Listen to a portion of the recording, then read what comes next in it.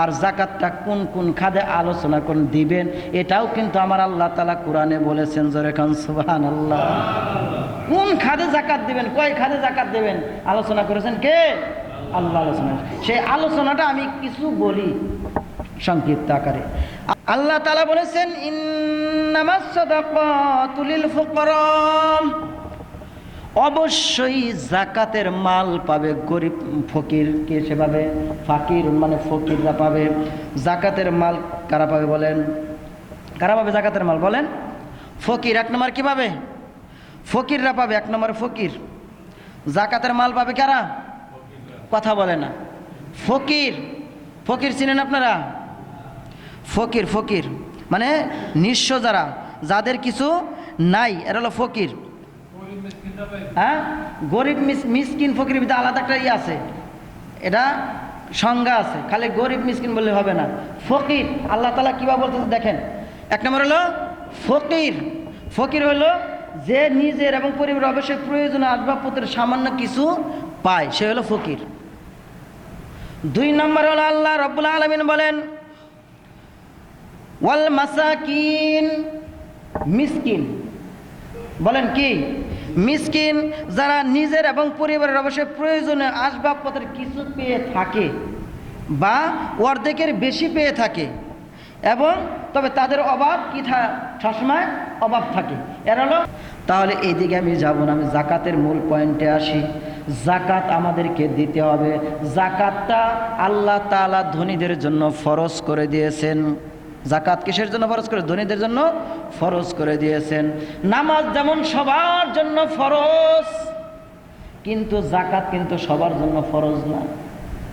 নিসাব পরিমাণ সম্পদের মাল হইলে জাকাত দিতে হয়। নিসাব পরিমাণ সম্পদের মাল যদি হয় তাকে জাকাত দিতে হবে। নিসাব পরিমাণ মাল হইল বছর এই বছর থেকে ওই বছর পর্যন্ত পুরো একটা বছরে নিসাব পরিমাণ মানে 52.5 তোলা রূপা আর হলো 7.5 তোলা স্বর্ণ। যদি কারো নিসাব পরিমাণ মাল থাকে, অথবা স্বর্ণ থাক অথবা টাকা পয়সা, যেটা মানে মাল সম্পদ থাকে, সম্পদ থাকলে তার উপরে জাকাত ফরজ হবে। আর জাকাত হলো 40 ভাগের 1 ভাগ। 40 ভাগের কয় ভাগ? 1 ভাগ। যাই হোক, জাকাত প্রদান করতে হবে। নামাজ যেমন ফরজ, জাকাত তেমন ফরজ, ঠিক কিনা?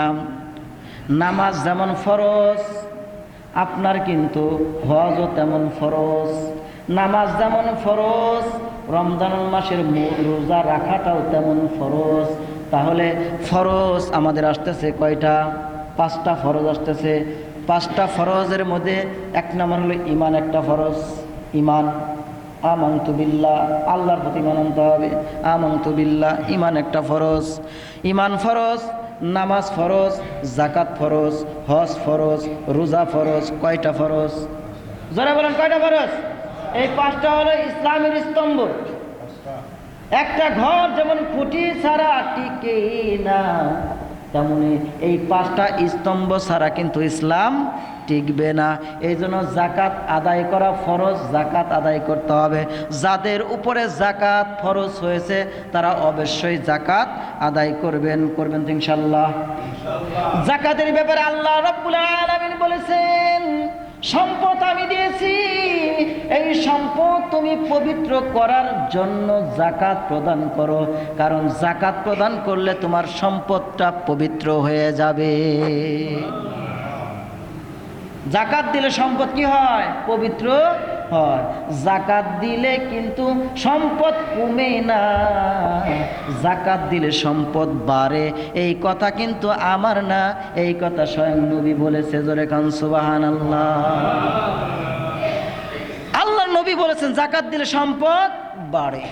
সাহাবীদেরকে নিয়ে আলোচনা করতেছেন, সাহাবীদেরকে বুঝাচ্ছেন, ও সাহাবীর দল, তোমরা জাকাত প্রদান করবা। জাকাত প্রদান যদি করো তোমার সম্পদ পবিত্র হবে। এবং তোমার সম্পদ বৃদ্ধি হবে, আল্লাহ সম্পদের ভিতরে বরকত দিবে। এই কথাটা এক ইহুদি ধনট্ট মহিলা শুনছে। শোনার পরে এই মহিলা কানে কানে সকলে বলতেছে, এই শুনছনি, আব্দুল্লাহর ছেলে মুহাম্মদ বলেছে জাকাত দিলে ধন বলে বাড়ে, অর্থাৎ জাকাত দিব গরিব মিসকিনকে, ধন বলে বাড়ে। দেখি তাহলে আজকে আমরা জাকাত প্রদান করব।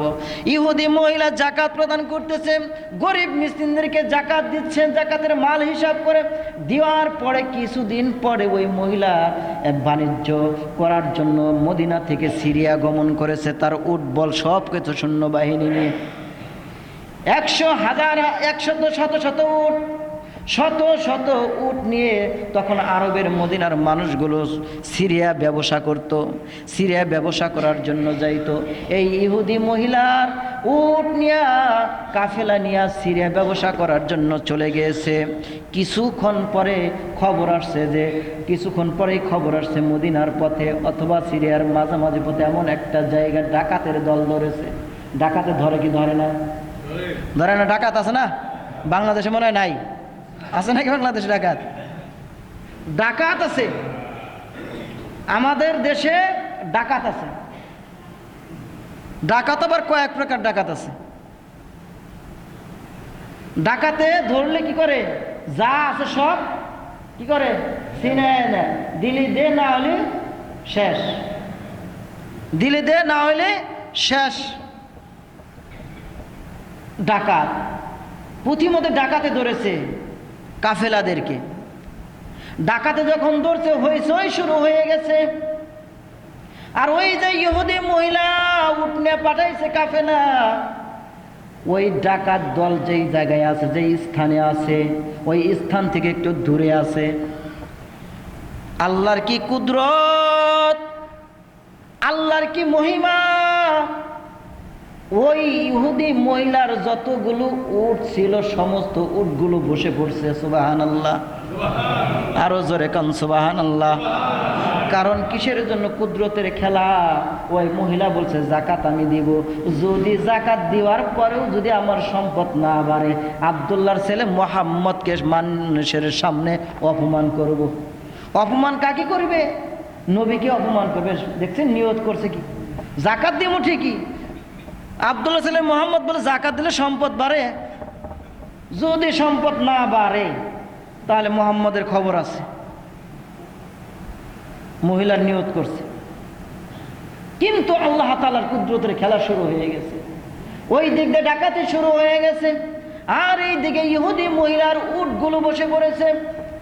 ডাকাতরা খবরই পায় নাই, টেরই পায় নাই কোথায় আর উট আছে কিনা, টের পাই নাই।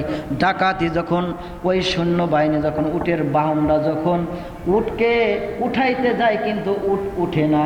ডাকাতি যখন শেষ হয়ে যায় চলে যায়, যখন চলে যাওয়ার পর উটগুলো উঠছে, উঠার পরে তারপরে আবার ব্যবসা ঠিক মতো করে আসার পরে ওই মহিলার কাছে খবর আসছে যে ডাকাতে ধরছে। কিন্তু মহিলা চিন্তা করছে, কিরে মুহাম্মদ বলল যে জাকাত দিলে সম্পদ বাড়ে, আমার সম্পদ তো ডাকাতি নিয়ে গেল। কিন্তু কিছুক্ষণ পরে আবার খবর আসছে, না না না, আপনার মাল ডাকাতে টেরও পায় নাই, আপনার মাল ডাকাতে টেরও পায় নাই, আপনার মাল তো ডাকাত নিবে তো টেরও পায় নাই।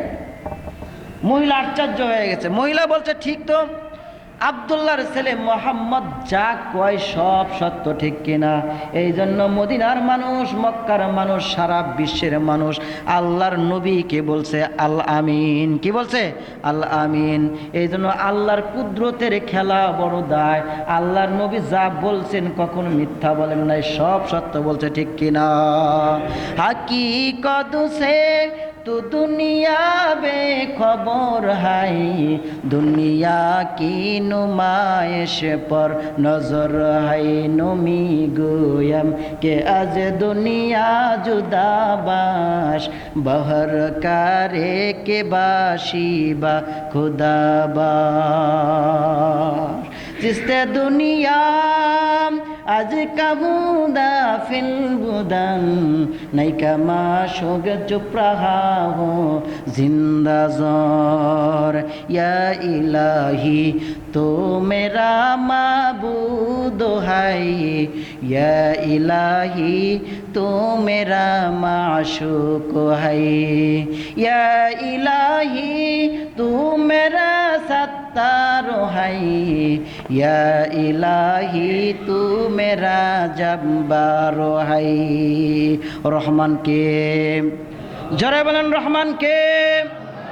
তাহলে যাকাত প্রদান করতে হবে কিনা? যাদের যাকাত ফরজ হয়েছে বিস্তারিত আলোচনা করা যাবে না। যাদের উপরে যাকাত ফরজ হয়েছে তারা যাকাত আদায় করবেন। আর যাকাতটা কোন কোন খাদে আলোচনা কোন দিবেন এটাও কিন্তু আমার আল্লাহ তাআলা কোরআনে বলেছেন। জোরে খান সুবহানাল্লাহ। কোন খাদে যাকাত দিবেন, কয় খাদে যাকাত দিবেন আলোচনা করেছেন কে? আল্লাহ আলোচনা। সেই আলোচনাটা আমি কিছু বলি সংক্ষিপ্ত আকারে।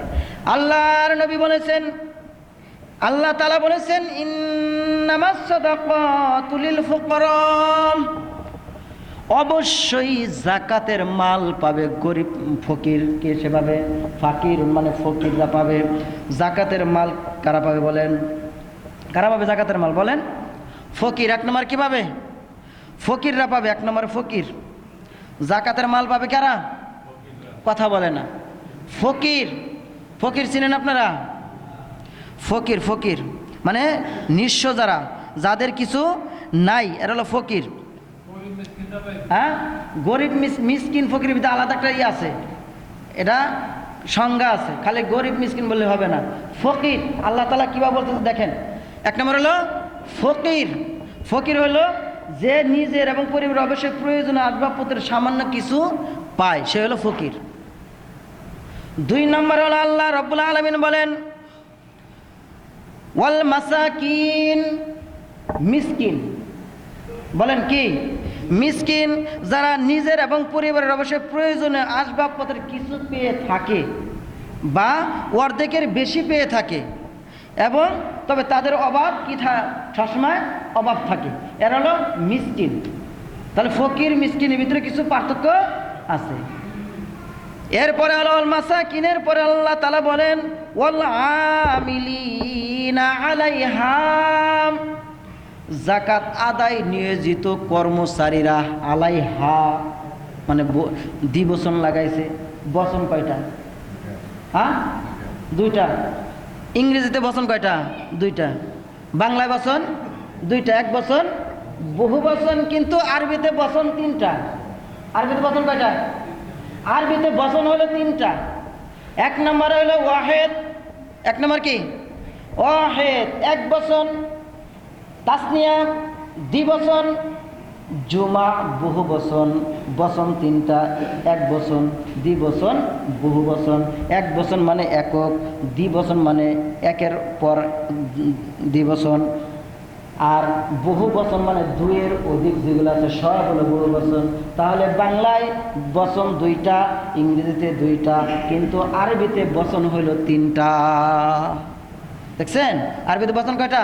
তিনটা। তাহলে কর্মচারীদেরকে কি করতে হবে? বেতন। যারা কর্মচারী আছে, অভাবগ্রস্ত যারা আছে, এদেরকে কিন্তু যাকাত দেওয়া যাবে। তাহলে ফকির, মিসকিন, তারপর হলো কর্মচারী। যাকাত আদায়ের ফান্ডে, বাইতুল মালের যাকাত আদায়ের ফান্ডে যারা কর্মচারী থাকে, যারা গরিব অসহায়, এদেরকে যাকাত দেওয়া যাবে। তারপরে হলো আল্লাহ রাব্বুল আলামিন বলেন 4 নম্বর হলো ওয়াল মুআল্লাফাতি কুলুবুহুম ওয়া ফির রিকাব।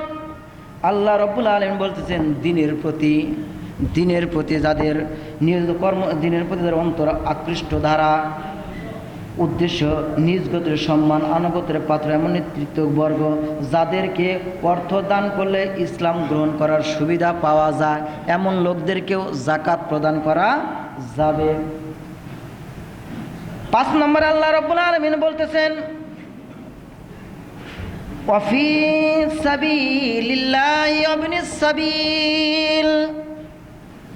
ফি সাবিলিল্লাহ মানে আল্লাহর রাস্তায় যারা জিহাদ করে, আল্লাহ রাস্তায় যারা জিহাদ করে, যদি আপনি জাকাতটা যদি ইসলামী রাষ্ট্র যদি থাকে, ইসলামী যদি বাইতুল মাল থাকে, সেখানেও দিতে পারবেন, জমা দিতে পারবেন। আর আল্লাহর রাস্তায় যারা জিহাদ করে, অর্থাৎ যারা আল্লাহর দিন কায়েমের জন্য যুদ্ধে যায়, যারা আল্লাহর দিন প্রতিষ্ঠা করার জন্য যারা কাফিরদের বিরুদ্ধে যুদ্ধ করে, এদেরকেও আপনি জাকাত দিতে পারবেন। যেমন ইসলামী সংগঠন আছে, ইসলামী সংগঠন আছে না আপনাদের? ইসলামী বাংলাদেশ ইসলামী সংগঠন আছে, অনেক ইসলামী সংগঠন আছে, বহু সংগঠন, এগুলো আমি নাম বলবো না, নাম বলে আবার হয়তো সমস্যা হইতে পারে। ইসলামী সংগঠন, এক কথায় বলেন ইসলামী সংগঠন, ইসলামী সংগঠন যেগুলো আল্লাহর দিন কায়েমের জন্য যারা কি করে, কাফিরদের বিরুদ্ধে, নাস্তিকদের বিরুদ্ধে যারা সবসময় প্রতিবাদী হয়ে একটা দল গঠন করে, তাদেরকে দেওয়া যাবে। এটা আল্লাহ তাআলা বলতেছেন। তাহলে আল্লাহ রাব্বুল আলামিন কয় খাত করলেন? 5টা খাত, আরও খাত আছে দেখেন। ফারিদাতাম মিনাল্লাহ, এখন তো দাস প্রথা নাই, দাসত্ব প্রথা নাই, আগে ছিল। দাসত্বদেরকে আপনি জাকাত প্রদান করতে পারবেন। 6 নম্বর হলো ঋণগ্রস্ত ব্যক্তি, ঋণগ্রস্ত ব্যক্তি যারা ঋণ হয়েছে। এখন কোটিপতিরা কে ঋণ হয় না? কোটিপতিরা কিন্তু ঋণ হয়। এমন ঋণ হয়েছে, কোটিপতি ব্যবসা করতে যায়, দেখে যে সে যদি 10 কোটির মালিক হয়, সে কি হয়েছে, 15 কোটি ঋণ হয়ে গেছে। কা এই যে 15 কোটি সে ঋণ হইল, তার মালিক সে কয় কোটি? 10 কোটির, কিন্তু ঋণ হয়েছে 15 কোটি, তাকে জাকাত দেওয়া যাবে। অর্থাৎ যেই ব্যক্তি ঋণগ্রস্ত হয়ে গেছে, এমন অবস্থা তার সম্পদটা সে ফুল পাইতেছে না, তাকে আপনি জাকাতের মাল দেওয়া আপনি সহজতা করবেন, এটা আল্লাহ তাআলার হুকুম। কিন্তু আমরা কিন্তু এইটা খুঁজি না। আমাদের গ্রামে, আমাদের মহল্লায় অনেক ঋণগ্রস্ত মানুষ আছে, যারা দেখবেন ঋণের কারণে ঈদের মার্কেটটা করতে পারে না, আছে না? এরকম ঋণের কারণে। কিন্তু আবার ঋণটা হয়তো সৎ পথে দেব, আবার আপনি কিস্তি উঠে সুদ উঠে ঋণ করবেন, ওই ঋণ চলবো না, বুঝছেন? ঋণ হয়তো সৎ পথে।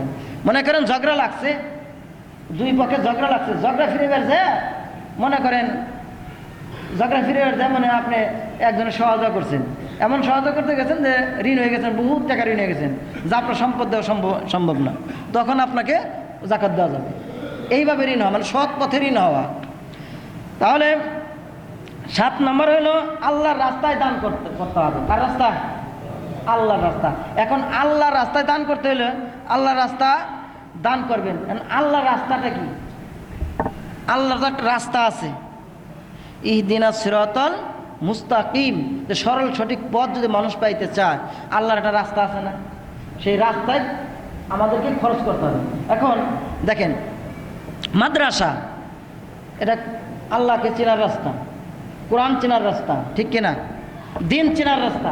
এখন ওই জায়গায় যদি এতিম সন্তান থাকে, অভাবগ্রস্ত যদি কোনো ছাত্র ছাত্রী থাকে, বোর্ডিং, লিল্লা বোর্ডিং যাকে বলা হয়, কিন্তু এখন বর্তমানে তো আমাদের মাদ্রাসাটা হলো ব্যবসা হয়ে গেছে। যদিও বলা ঠিক না, তারপরে বলি সত্য বলা দোষের কিছু না, ঠিক কিনা? আমাদের মাদ্রাসাটা ব্যবসা হয়ে, ব্যবসার একটা কেন্দ্রস্থল বানায় ফেলেছে, কেন্দ্রস্থল। এটা কোনো পারমিশন লাগে না সরকারের, যেমনি মন চায় সেমনি বানানো যায়। এখন প্রাইভেট মাদ্রাসায় উলামায়ে কেরাম বলেছেন, প্রাইভেট মাদ্রাসায় জাকাতের মাল দেওয়া নিষেধ। কথা বুঝতে পারছেন? ডাইরেক্ট কথা। প্রাইভেটের মাদ্রাসা, যেগুলো প্রাইভেট মাদ্রাসা, যেগুলো ছাত্রছাত্রীর কাছে বেশি পরিমাণে টাকা নেয়, হ্যাঁ, যদি ওখানে যদি অসহায় গরিব মিসকিন যদি থাইকা থাকে, তাদেরকে আপনি দিতে পারবেন না, কিন্তু তাদের কেন্দ্র করে দিবেন, কিন্তু ওইভাবে প্রাইভেট মাদ্রাসার নাম ওইভাবে দিবেন না। তাহলে বুঝতে পারছেন, এটা দিনের ইগুলো। এখন দিন প্রচারের জন্য মানুষ সফরে চলে যায় কি না? যেরকম তাবলিগ জামাত সফরে চলে আসছে, সফরে আসার পথে একজন কোটিপতি সফরে আসছে, একজন লক্ষপতি সফরে আসছে, একজন মাদ্রাসার শিক্ষক সফরে আসছে, একজন স্কুলের শিক্ষক সফরে আসছে, কিন্তু তারা লক্ষ লক্ষ টাকার মালিক। সফরে আসছে, আসার পর দেখে যে তাদের টাকা শর্ট হয়ে গেছে গা, তাদের টাকা কমতে হয়ে গেছে গা, এখন তাদের চলার সমস্যা। আল্লাহ বলতেছেন তাদেরকেও জাকাতের মাল দাও। জাকাতের মাল দিওয়া এবং নেওয়া এটা কিন্তু দোষীও না, এটা কিন্তু পবিত্র জিনিস। অনেকে মনে করে হাই রে জাকাতের মাল নিমু, খামু, আমার জাকাত দিব, কেমন যেন লাগে। না, এটা না, জাকাত এটা আল্লাহ তাআলার ফরজ হুকুম। এটা জাকাত যদি আপনার সমস্যা হয় জাকাতের মাল আপনি নেবেন, সমস্যা নেই। কিন্তু ভাইয়ের আমার একটা কথা খেয়াল রাখবেন, যারা জাকাত দিবেন, আমি আপনাদেরকে একেবারে দৃষ্টি আকর্ষণ করে বলছি, বিনয়ীভাবে বলছি, জাকাত যারা দিবেন, খবরদার যাদেরকে জাকাত দিবেন তাদেরকে কখনো বলবেন না এটা আমি জাকাতের মাল দিলাম। কথা বুঝাইতে পারছি? এই কথাটা যদি বলে আপনি বলেন আমি জাকাতের মাল দিলাম, তাহলে কিন্তু তার মনে একটু শুনলে কিভাবে কষ্ট পাবে। এই কথাটা বলা যাবে না, কিন্তু আপনার নিয়ত থাকতে হবে আপনি আল্লাহর রাস্তায় জাকাত দিতেছেন।